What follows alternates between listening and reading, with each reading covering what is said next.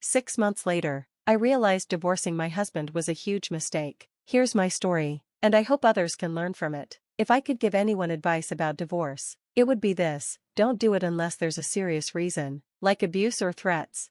In my case, there was no abuse. We had been married for 8 years, mostly good ones, and we had 4 kids. Things started changing around the 5-year mark when I got a promotion at work. Suddenly, I felt like my husband was holding me back from achieving more success and living a better life. We didn't have much money, but with my promotion, I was making more than he was. I worked longer hours, while his work hours were cut, so he was home more. I began resenting him for staying home, especially since he got to spend time with our kids. By the time I came home most nights, the kids were either getting ready for bed or already asleep. Soon, I started noticing little things at home that weren't done. Sometimes the dishes weren't washed, or the kids hadn't eaten yet, and I got mad at him for it. It didn't really matter what it was, I was just angry. He kept apologizing and saying he'd try harder, but he admitted that staying home so much was tough. That only made me angrier.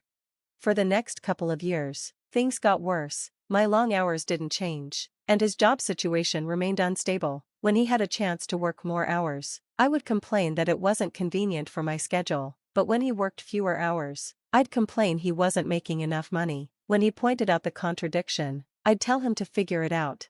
I knew these things hurt him, but I didn't care. Over time, I pulled away from him more and more, and our relationship kept falling apart. If my husband didn't want to feel hurt, I felt he should at least try to make me happy. I used that excuse to justify starting a connection with another man at work. At first, I thought he was just a friend, but talking at work led to texting at home, which turned into sharing pictures and videos. Eventually, I was finding ways to spend time alone with him. I knew it was wrong, but it made me feel alive in a way I hadn't felt in years. I was tired of being unhappy and convinced myself I was doing this for me. The worst moment came one night when I got home at a decent time, and my husband had cleaned the entire house, cooked dinner for the family, and picked a movie for us to watch together. A couple of years ago, that would have made me so happy, but that night, I couldn't even look at him. I pretended to be sick and spent the rest of the night in bed. He waited on me, checked on me, and even made me a different meal and brought it to bed. Instead of feeling grateful, I felt terrible, and then angry at him for making me feel guilty. By the end of the night, I was texting the other man again. Over the next couple of months, no matter what my husband did, I found a reason to be upset with him. Even just his breathing seemed to irritate me some days. When he got upset about the way I treated him, I would push him further until he eventually lost his temper. After most of our arguments, he would end up apologizing for whatever I said he did wrong, whether it was valid or not. I never apologized to my husband. Instead, I usually found ways to make him feel even worse. I was convinced I was right, and that's all that mattered to me.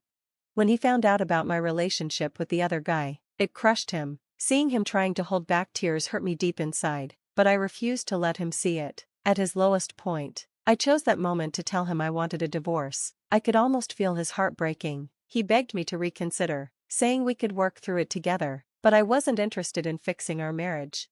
I did mostly end things with the other man, but only because I knew I could get him back if I wanted to. My husband kept trying to make things better, and occasionally, I'd acknowledge his efforts, but for the most part, I continued being awful to him, finding reasons to criticize him over anything and everything. Honestly, I'm not sure what more he could have done to make me happy, other than finding a job that paid enough so I wouldn't have to work at all. He said he was trying, but looking for a job and actually finding one are two different things. Around that time, I found a group online where I started posting about him, but I only shared my perspective. The comments poured in, validating how I felt and convincing me that I was right. The more I posted, the more I believed that my husband wasn't worth staying with. The internet had convinced me that my husband was terrible. Feeling supported by all those opinions, I started saying awful things to him and sometimes just ignored him altogether. Confident in my decision, I contacted a lawyer and filed for divorce within weeks. I kept using online groups to validate my feelings and get encouragement to go through with it. Eventually, the divorce was finalized. My ex-husband didn't ask for much, just not to get divorced and to try to work things out. But I didn't care. He was heartbroken, but I felt free. I thought I could finally do whatever I wanted without guilt or having to answer to anyone. That sense of freedom was amazing. At first, it didn't last long. Within a month of him moving out, I missed garbage day 3 times. The dishes piled up in the sink, and laundry sat around so long that I had to sniff clothes to see if they could be worn again. On top of that, my kids were miserable. My oldest had seen some of the messages between me and the other guy months earlier and knew that her dad still wanted to work things out. She stopped talking to me except to say she wanted to go to her dad's house. The other kids followed her lead and told me they wanted to live with him too. I tried to make them happy by buying them toys all the time, but the joy only lasted a few minutes. I realized I wasn't really making things better for them or for myself. Being alone was harder than I expected. I couldn't keep up with all the extra hours at work anymore, so I started calling my ex-husband to watch the kids. He always came over as soon as he could and would ask if I needed anything. When I got home, I often found the dishes done, the laundry folded, and even dinner prepared. He never stayed long after I got back. He would just tell me to call if I needed anything and then leave. One night, he even took out the garbage for me because it was garbage night, and I had forgotten again. He always looked so sad when it was time to go. A few months later, my friends convinced me to go on a date. It was just dinner and a movie, and I felt excited and hopeful at first, but during dinner, I started feeling an overwhelming sense of guilt. It got so bad that I couldn't even go to the movie afterward. About a week and a million tears later, I found myself in a therapist's office. I told her everything, starting with the promotion I had gotten at work. To my surprise, she didn't agree with me or the advice I had received online to divorce my husband. I started seeing her 2 or 3 times a week. At first, I tried to prove I was right, but the more we talked, the more I realized how wrong I had been. It was devastating. I don't think I've ever cried as much in my life as I did during that first month of therapy. After spending about $2,000 on therapy, I learned that while my ex-husband had his faults, mine were far worse. I had done and said so many awful things. Honestly, if I were him, I wouldn't want to be with me. Yet, he still did. I remembered him begging me during the meeting with the lawyer not to go through with the divorce. But I did go through with it, and I even bragged online afterward about how great it felt. I was wrong.